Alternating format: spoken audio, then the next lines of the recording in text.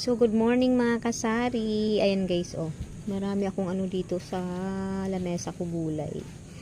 May Chinese kangkong. Pinaka-favorite ko tong Chinese kangkong. Tsaka yung alugbati. Yan. Kailangan healthy tayo palagi guys. And then, ano ba mga kasari? Bumili ako nito. Etong butterfly pea.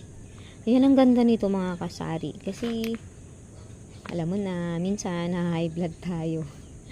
Ano to, nagpapaganda siya ng skin, meron siyang collagen at saka ano, nagpapababa din siya ng ano, yung high blood.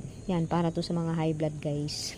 Na high blood kasi sa mga customer ay hindi nagbabayad ng utang. Charot. Okay. Ayan, umiinom ako nito. And then, bumili din ako nito guys. Oh, dito ko siya nilalagay. Ito yung kulay niya. Unti-unti itong nagiging violet. Nagda-dark violet siya. So, ayan, oh. Ayan.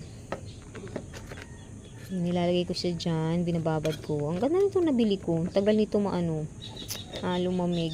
Ayan, oh. Unti-unti na siyang nagiging dark violet. So, iniinom ko yun siya tuwing umaga, guys.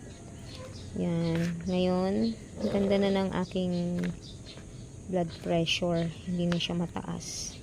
Normal na siya, mga kasari.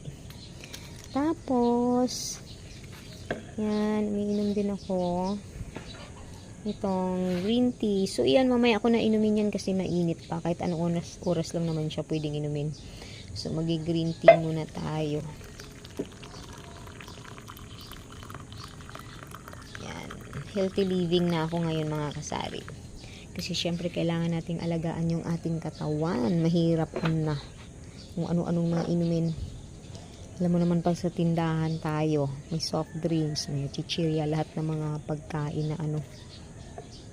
Yan, tatakpan natin yan dyan. Ito maganda rin tong nabili ko kasi matagal din siyang lumamig. Yan. Alam nyo ba mga kasari kung bakit merong ganito dito? Nagtitinda kasi yung anak ko ng scramble. Ayan, dyan lang nilalagay. Pero mamaya, hindi naman talaga dito to nakalagay dun to sa labas. So, dito lang to nilalagay muna kasi gabi naman na hindi. Paghapon na, nililigpit lang namin dito namin nilalagay. So, ayan.